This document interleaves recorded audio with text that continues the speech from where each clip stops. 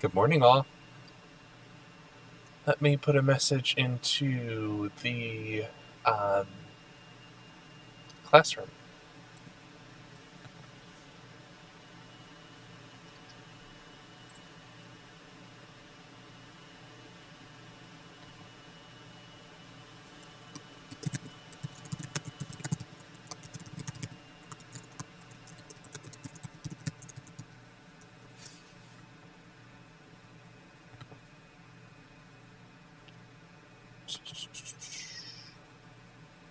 Hi, Jimin. How are you?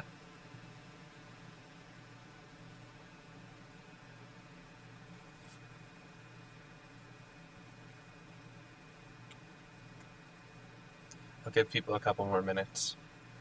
Hi, Michaela. How you doing? How's quarantine treating you?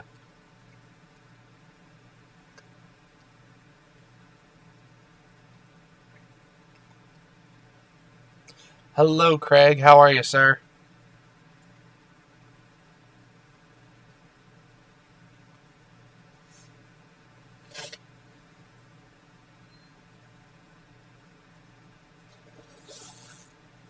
It's cold in my rec room.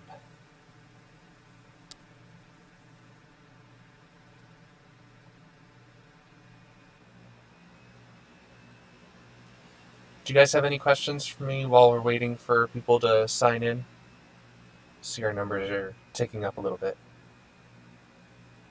About the test next week or anything else relevant to class?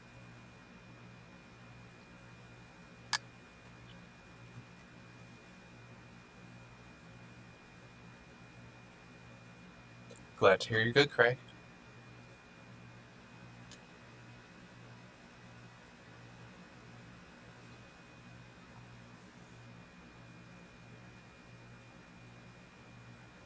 Hey, Anthony. How are you? Let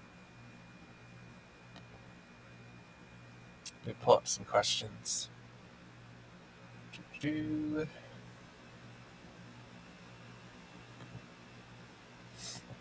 did you guys think of the PowerPoint from yesterday? Was that no? Was that easy to understand? Did you have any trouble understanding anything? Obviously, we'll ask the questions in a minute, um, but I just wanted to see if you had anything outstanding to talk about.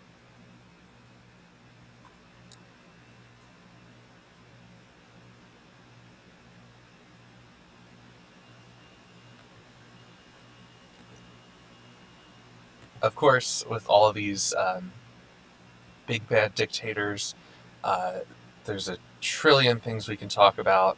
Um, their rises, their individual rises, um, their uh, what happened once they took power, how they took power, their supporters, their domestic policies, their foreign policies, their economic policies, their religious policies, just a million things. Have I ever read the book The Number of Stars? I have not.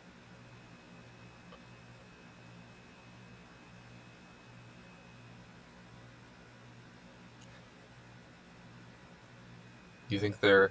I'm pretty savage. Thank you. I appreciate it. Did people like Franco?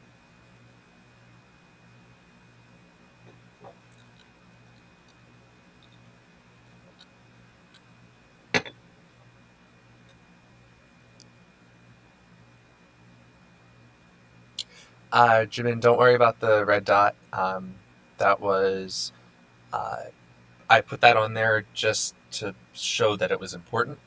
Um, the other slides had information on them that uh, were fine if you did or didn't write them down. I'm more concerned about the stuff that had the red dot. Uh, but if you didn't even notice the red dot, don't worry about it. All of the information was fine. Uh, that was also for, I designed that one for a class that I was doing last semester with Mr. Sacco's class. Oh, I'm sorry, Michaela. I just got that was a question. I thought you were continuing to type. Do people like Franco? Yes, people loved Francisco Franco in Spain. Um, he was a very nationalistic person, of course. He was a fascist. Um, so naturally, all the people on the political right were very big fans of Francisco Franco. The things he did for the country, like taking them out of the monarchy system. Uh, I mean, he brought them back into the monarchy system. Excuse me, uh, to promote nationalism, to promote patriotism in the country. All of these things he did were really to help strengthen the Spanish identity, which had been on the decline for the past couple centuries. Um, and so, what Franco does is he comes in and really, like the other dictators, provides stability. He provides hope. He provides strength. That's a big one. And he really provides a more appealing future to a lot of people. The idea that Spain could be a superpower again, just like they were centuries before, it was very appealing. Of course, towards the 70s, when he lost power in 73, um, of course, he was much less popular. Um, but if you study Spanish history, it's very interesting because when Franco leaves office, they have this thing called a Velvet Revolution, which means a bloodless revolution, a revolution that is peaceful. Um, and all of the horrible things that Franco did kind of went unaddressed. And you can still see issues that were never resolved from Franco's reign, even today in the Spanish government. Uh, what was the biggest key traits of totalitarianism? Um, One man rule, control, and nationalism. I think those would be the biggest three. Look at that chart, though. The chart was like the main ideas, the components of totalitarianism.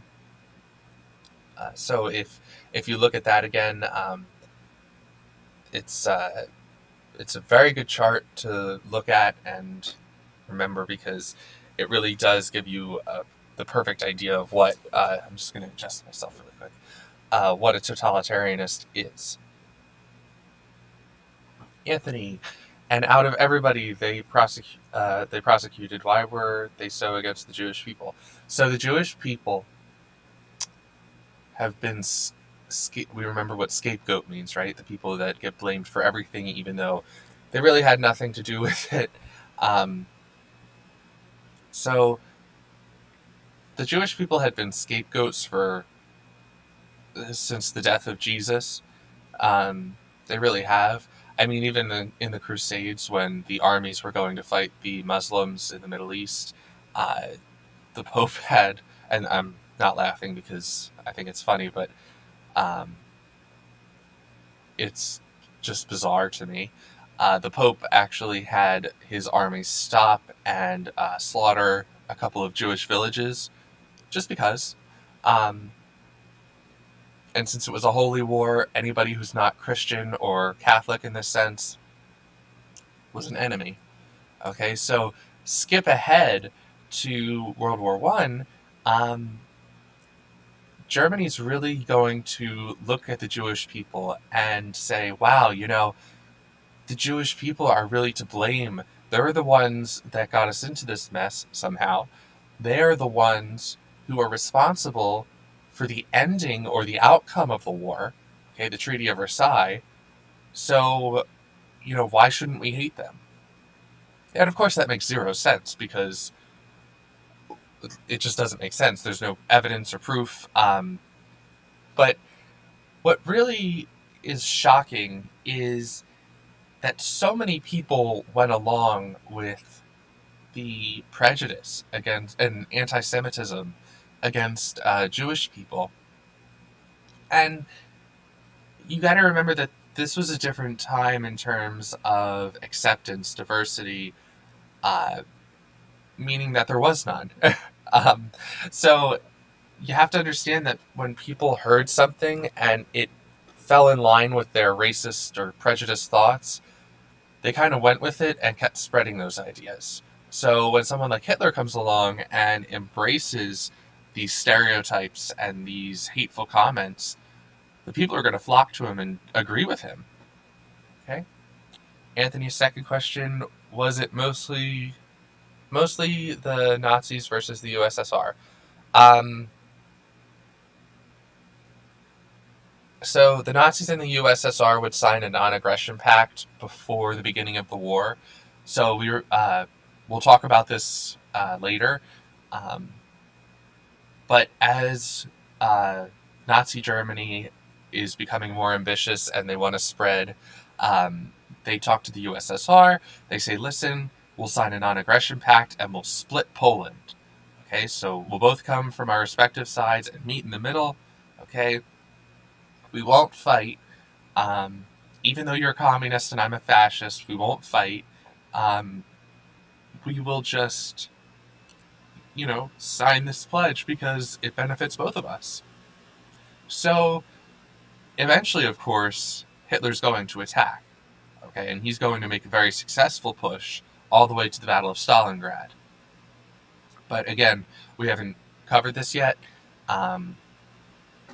Of course, both countries were very against each other because politically they disagreed on everything. Who, in my opinion, was the worst? Of the four, and this is probably going to surprise you, Stalin. So Stalin is, I know everybody thinks of Hitler as like this super bad guy who, is the worst of the worst in history. And he's pretty bad. I'm not defending him or anything. I'm just saying, usually people think that he's like number one on the bad list. However, millions and millions and millions of people, about 20 million people died under Stalin alone, okay, from like Russia, not including who he fought against in the war. Remember that Great Purge? 700,000 people were executed and over a million people, over a million people were arrested. His policies of agriculture and collectivization really were failures, and people were starving. And so what we see under Stalin is brutality and mass executions. There's a phenomenal book that's called, Mr. Roebuck, you'd probably love this book. It's called Darkness at Noon. It is fantastic. It follows this guy who is a political prisoner who is arrested. He is, of course, accused of treason. He is basically containing the ideas of Lenin, because Stalin and Lenin have very different ideas and very different approaches to communism. Both of which are not really communism. They are really big divergences from what Karl Marx thought of. And the point is really,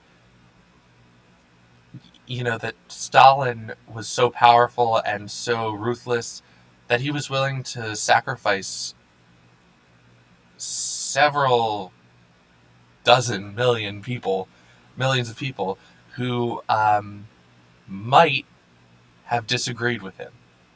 Okay, so he was very powerful, killed the most people out of anybody in history, through his policies or directly. Stalin was the worst of the worst. Bree, why did fascism even exist? Shouldn't people believe in the equality of all people? So, I agree. Equality should be our number one goal in this world. However, when you have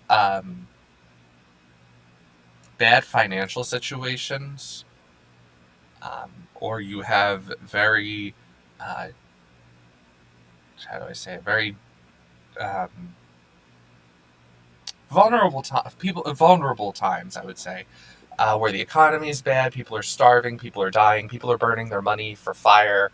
Um, People are going to take advantage of that, and they're going to do anything that they can to gain power.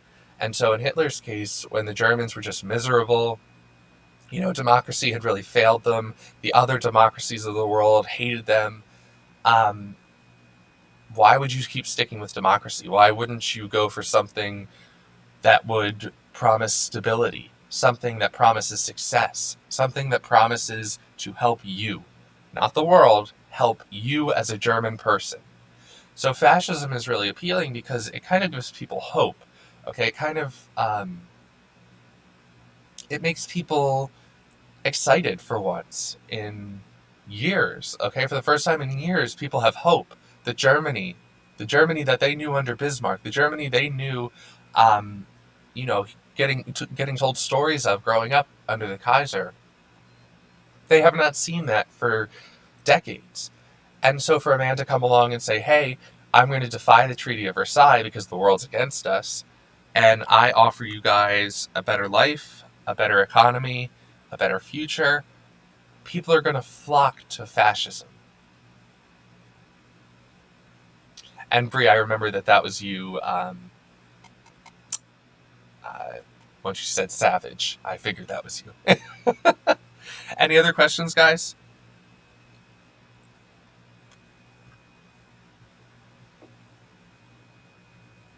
I got a question from another student. What was it? It was why did the Great Depression end, or what ended the Great Depression? And the answer to that is World War II. So, for Germany, the Depression was still very real. Um, the It wasn't like Hitler came along and he was this magic key to fixing the economy and the state of depression that it was in. But what he did do was he put a lot of people back to work because he started building the army. He started rebuilding his military machine. Okay, it's not like he started pumping money into industries and started businesses. It was all militaristic. Same thing would happen in the United States when Roosevelt says, we're going to war. They pump all this money into industry, and specifically wartime industry, so weapons, ships, planes, tanks, and that's going to create a lot of jobs. Not only that, it's going to start spreading money around, and really the war is one of the largest benefactors to the conclusion of the Great Depression, the Global Depression. So I would say the war.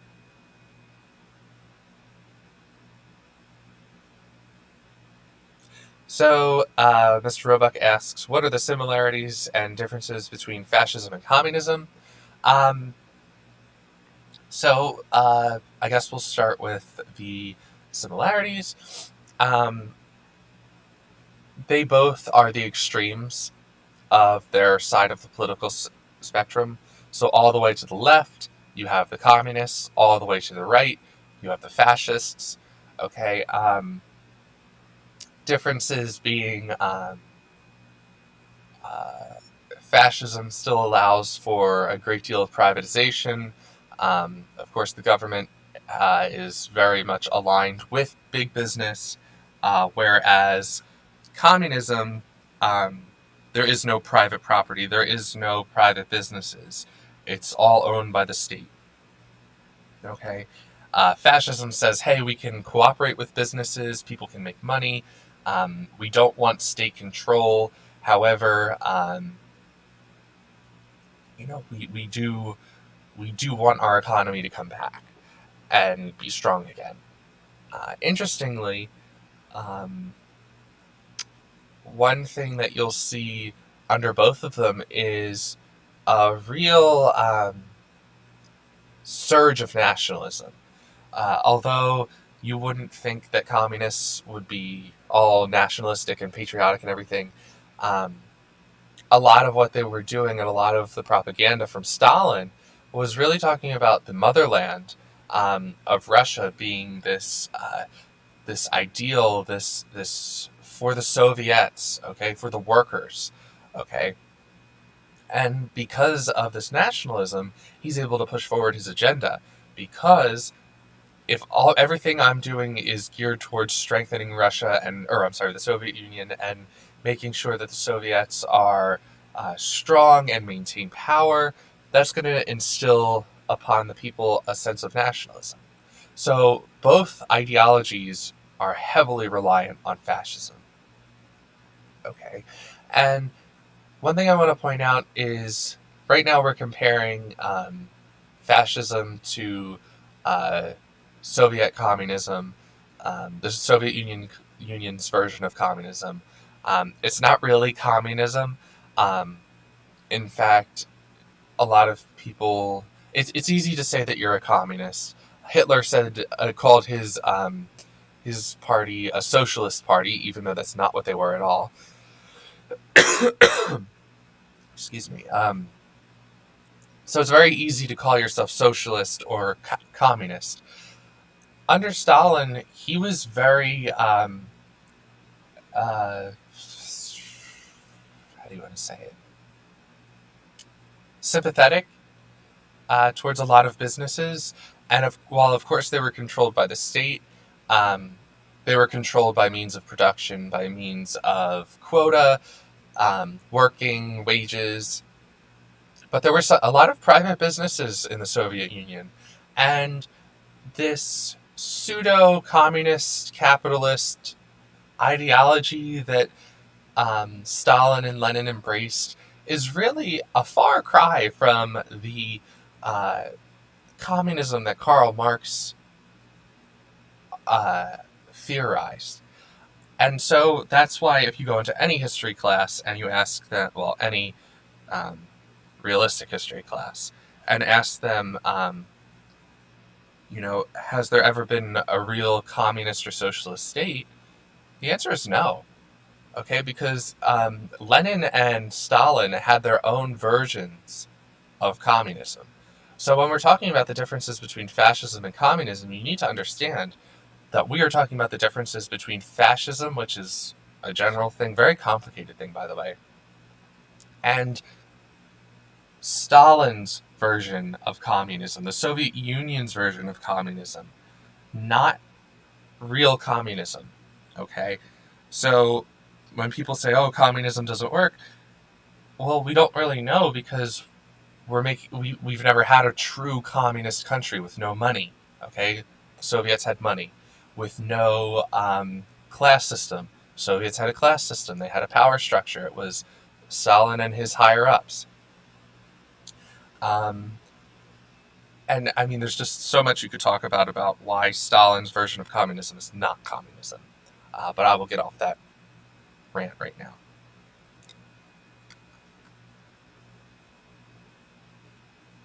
Who had the most negative effect or worst effect on the economy?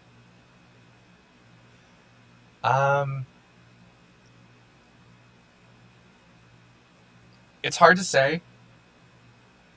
A lot of these countries conflated their numbers and really lied about a lot of what they were doing. So the numbers that we have aren't really accurate. However, I think it's difficult to answer a question like this because you need to take in a lot of considerations. However, in terms of growth, Franco's economy was really nothing impressive. It wasn't nearly as great as Hitler's, certainly not. And while you might think that Stalin's economy was pretty bad and that the Soviets were, this backwater place that always failed to meet their quotas, they were actually doing very well and advancing. Under Stalin, Soviet Union industrialized at a rate that had never been seen before. Okay, it was unimaginable to see Russia being so powerful, and that's why at the end of World War II, when we get into the Cold War, the Soviet Union and the United States are going to be the only remaining superpowers, arguably. Um, so in terms of economic effects, Stalin, Hitler, Mussolini, they're all really good with their economies. Okay, Franco, not as good. So I don't think I would say he negatively affected the economy. However, it was nothing compared to the others. Why did Nazis burn books? So, in a book, you can have any ideology. You can have Jewish ideology. You can have uh, anti-government ideologies. You can have pro-government ideologies. You can have anti-fascism, pro-communism. Anything that disagrees with the government was written in a book. Remember, we don't have televisions. We don't have the internet. So a lot of how people got their information was the radio, the newspaper, and books. Okay? And if we control the radio and the newspapers already, what's the last thing that we need to, attack? Books. So we're going to burn as many books as we can that disagree with what our leaders are going to tell us. Why was the Nazi symbol the swastika?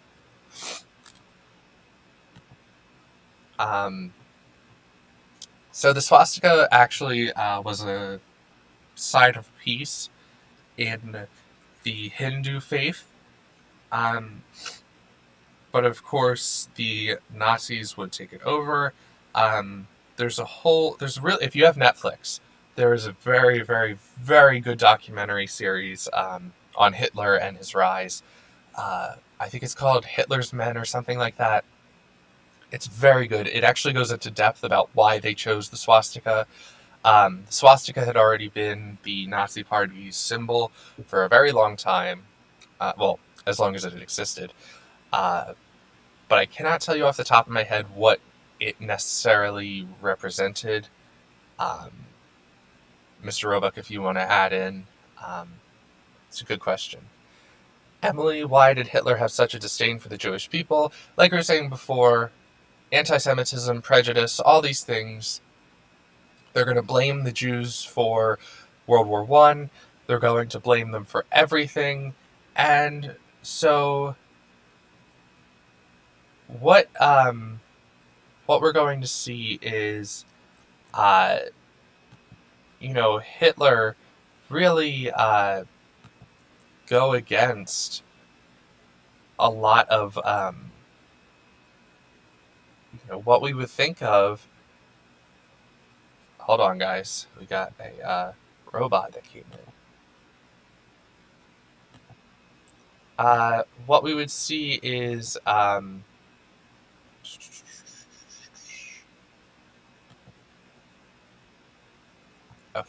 Sorry about that.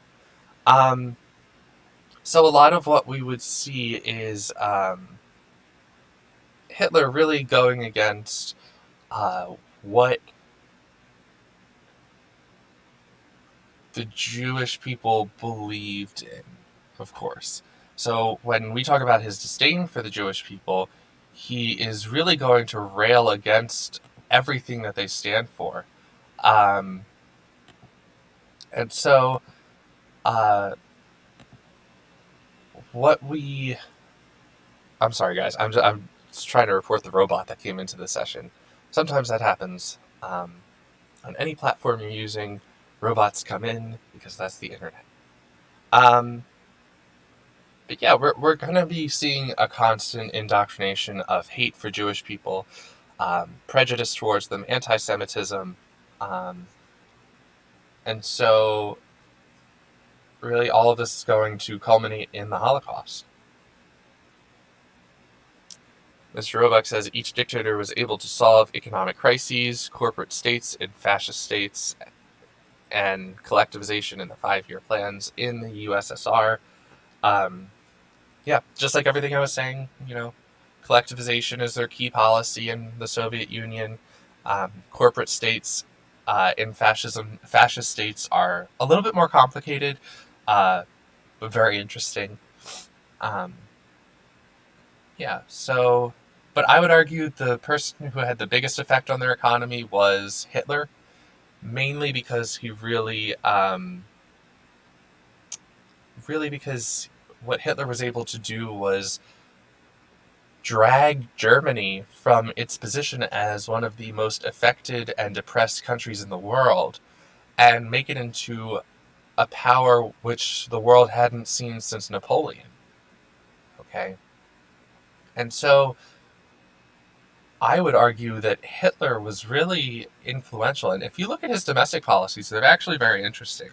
To get people out of the Depression, he would really embrace the corporate state.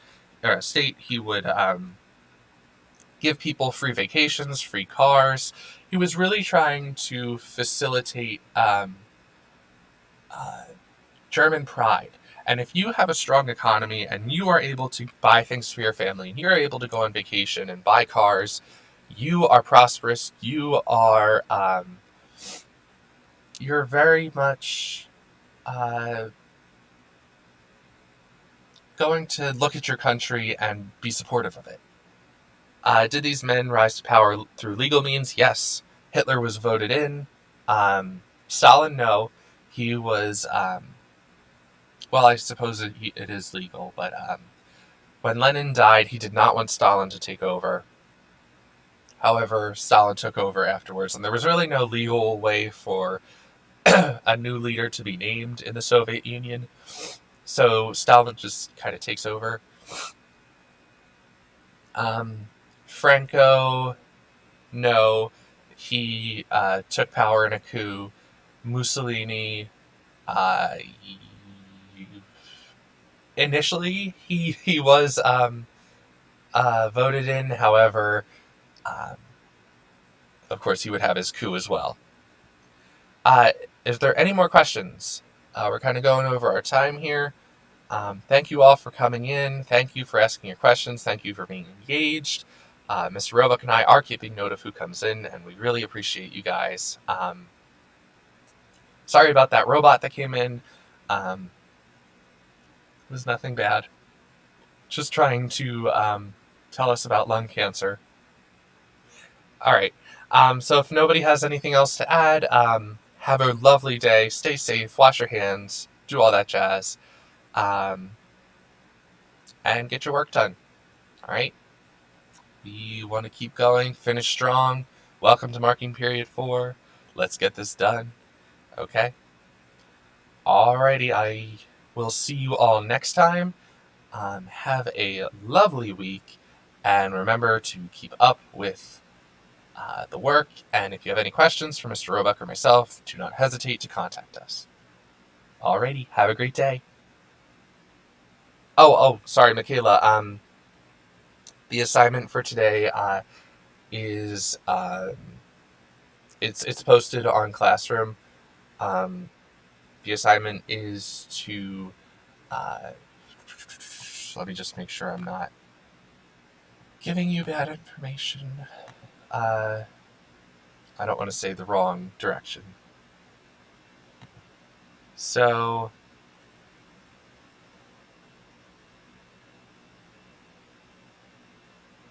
of course, it didn't post. I am so sorry.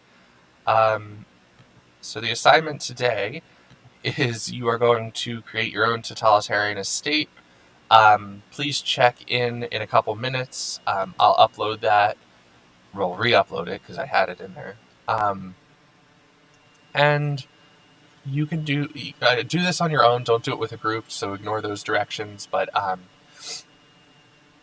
what you're basically going to do is answer the questions. You're going to create your own totalitarian state. You're going to make your own dictatorship, which is pretty fun, and then submit that. So that's really pretty much it. So check in a couple minutes, and I will have it uploaded. All right? Have a great day.